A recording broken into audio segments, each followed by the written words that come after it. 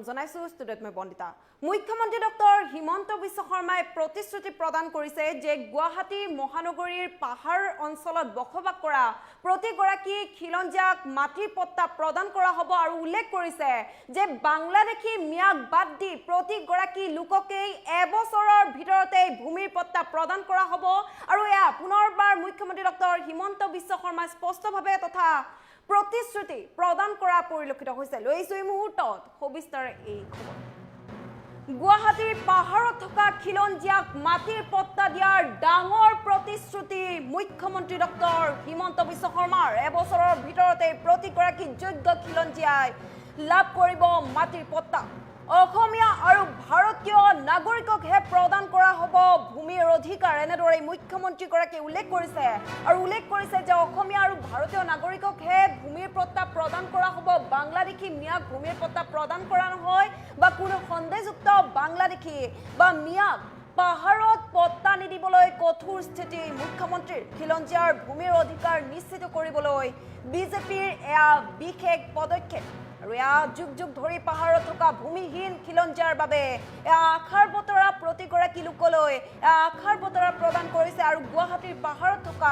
খিলঞ্জিয়াক মাটিৰ পট্টা দিয়াৰ এয়া ডাঙৰ প্ৰতিশ্ৰুতি প্ৰদান কৰিছে মুখ্যমন্ত্ৰী ডক্টৰ হিমন্ত বিশ্ব শৰ্মাই গুৱাহাটীৰ যিসমূহ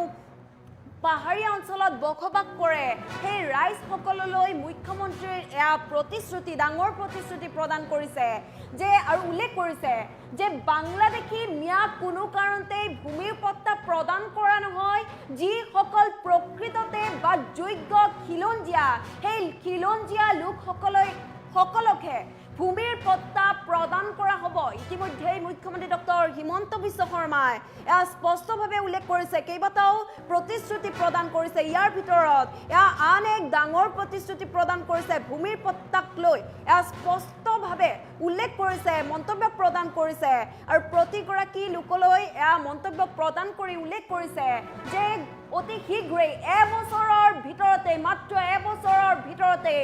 গুৱাহাটীৰ পাহাৰীয়া অঞ্চলত বসবাস কৰা প্ৰতিগৰাকী খিলঞ্জিয়াকে ভূমিৰ পট্টা প্ৰদান কৰা হ'ব এনেদৰে মুখ্যমন্ত্ৰী ডক্টৰ হিমন্ত বিশ্ব শৰ্মাই উল্লেখ কৰা পৰিলক্ষিত হৈছে মুখ্যমন্ত্ৰী ডক্টৰ হিমন্ত বিশ্ব শৰ্মাৰ মন্তব্য আছে মন্তব্য শুনাব বিচাৰিছো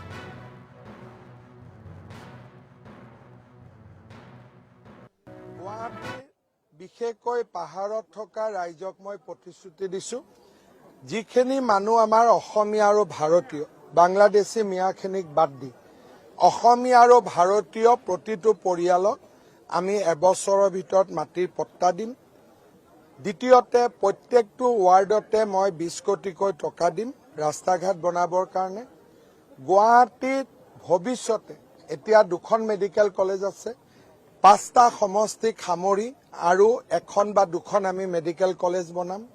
হেলথ চেণ্টাৰখিনি আমি আপগ্ৰেড কৰিম আৰু খোৱা পানী যোগানৰ যিটো প্ৰক্ৰিয়া তাক আমি ত্বৰান্বিত কৰিম প্ৰতিটো ৱাৰ্ডতে এটা ভাল ডিজিটেল লাইব্ৰেৰী আৰু এটা পুথিভঁৰাল আমি স্থাপন কৰিম গুৱাহাটীৰ বিশেষকৈ পাহাৰত থকা ৰাইজক মই প্ৰতিশ্ৰুতি দিছো যিখিনি মানুহ আমাৰ অসমীয়া আৰু ভাৰতীয় বাংলাদেশী মিয়াখিনিক বাদ দি অসমীয়া আৰু ভাৰতীয় প্ৰতিটো পৰিয়ালক আমি এবছৰৰ ভিতৰত মাটিৰ পট্টা দিম দ্বিতীয়তে প্ৰত্যেকটো ৱাৰ্ডতে মই 20 কোটিকৈ টকা দিম ৰাস্তা ঘাট বনাবৰ কাৰণে গুৱাহাটীত ভৱিষ্যতে এতিয়া দুখন মেডিকেল কলেজ আছে 5টা সমষ্টিক সামৰি আৰু এখন বা দুখন আমি মেডিকেল কলেজ বনাম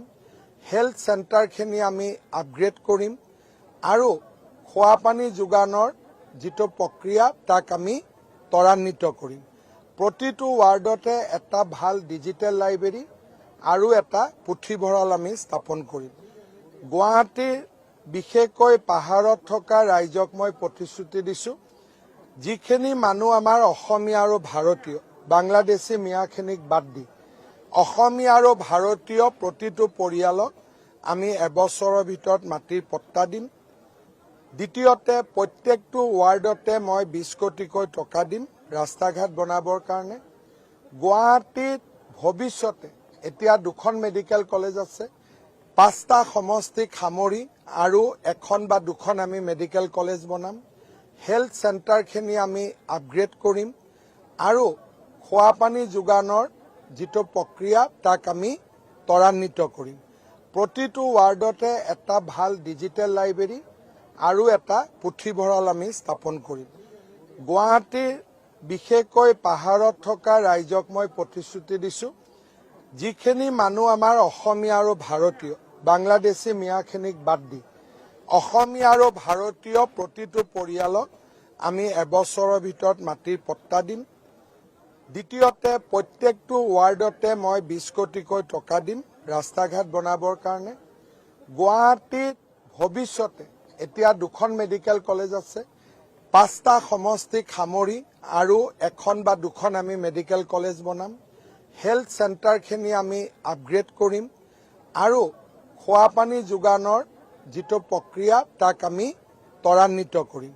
প্ৰতিটো ৱাৰ্ডতে এটা ভাল ডিজিটেল লাইব্ৰেৰী আৰু এটা পুথিভঁৰাল আমি স্থাপন কৰিম। গুৱাহাটীৰ বিশেষকৈ পাহাৰত থকা ৰাইজক মই প্ৰতিশ্ৰুতি দিছোঁ, যিখিনি মানুহ আমাৰ অসমীয়া আৰু ভাৰতীয়, বাংলাদেশী মিয়াখিনিক বাদ দি অসমীয়া আৰু ভাৰতীয় প্ৰতিটো পৰিয়ালক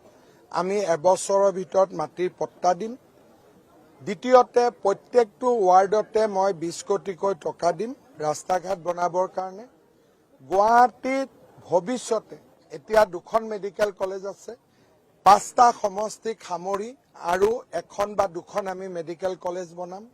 হেলথ চেণ্টাৰখিনি আমি আপগ্ৰেড কৰিম আৰু খোৱা পানী যোগানৰ যিটো প্ৰক্ৰিয়া তাক আমি ত্বৰান্বিত কৰিম। প্ৰতিটো ৱাৰ্ডতে এটা ভাল ডিজিটেল লাইব্ৰেৰী আৰু এটা পুথিভঁৰাল আমি স্থাপন কৰিম। গুৱাহাটীৰ বিশেষকৈ পাহাৰত থকা ৰাইজক মই প্ৰতিশ্ৰুতি দিছোঁ, যিখিনি মানুহ আমাৰ অসমীয়া আৰু ভাৰতীয়, বাংলাদেশী মিয়াখিনিক বাদ দি অসমীয়া আৰু ভাৰতীয় প্ৰতিটো পৰিয়ালক আমি এবছৰৰ ভিতৰত মাটিৰ পট্টা দিম। দ্বিতীয়তে, প্ৰত্যেকটো ৱাৰ্ডতে মই 20 কোটিকৈ টকা দিম ৰাস্তা ঘাট বনাবৰ কাৰণে। গুৱাহাটীত ভৱিষ্যতে এতিয়া 2খন মেডিকেল কলেজ আছে, 5টা সমষ্টিক সামৰি আৰু 1খন বা 2খন আমি মেডিকেল কলেজ বনাম। হেলথ চেণ্টাৰখিনি আমি আপগ্ৰেড কৰিম আৰু খোৱা পানী যোগানৰ যিটো প্ৰক্ৰিয়া তাক আমি ত্বৰান্বিত কৰিম। প্ৰতিটো ৱাৰ্ডতে এটা ভাল ডিজিটেল লাইব্ৰেৰী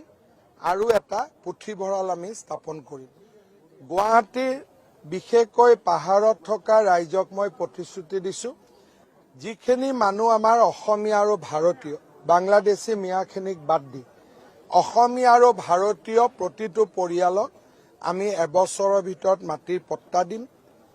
দ্বিতীয়তে, প্ৰত্যেকটো ৱাৰ্ডতে মই 20 কোটিকৈ টকা দিম ৰাস্তা ঘাট বনাবৰ কাৰণে। গুৱাহাটীত ভৱিষ্যতে এতিয়া 2খন মেডিকেল কলেজ আছে, 5টা সমষ্টিক সামৰি আৰু 1খন বা 2খন আমি মেডিকেল কলেজ বনাম। হেলথ চেণ্টাৰখিনি আমি আপগ্ৰেড কৰিম আৰু খোৱা পানী যোগানৰ যিটো প্ৰক্ৰিয়া তাক আমি ত্বৰান্বিত কৰিম।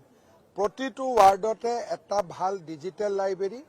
আৰু এটা পুথিভঁৰাল আমি স্থাপন কৰিম। গুৱাহাটীৰ বিশেষকৈ পাহাৰত থকা ৰাইজক মই প্ৰতিশ্ৰুতি দিছোঁ, যিখিনি মানুহ আমাৰ অসমীয়া আৰু ভাৰতীয়, বাংলাদেশী মিয়াখিনিক বাদ দি অসমীয়া আৰু ভাৰতীয় প্ৰতিটো পৰিয়ালক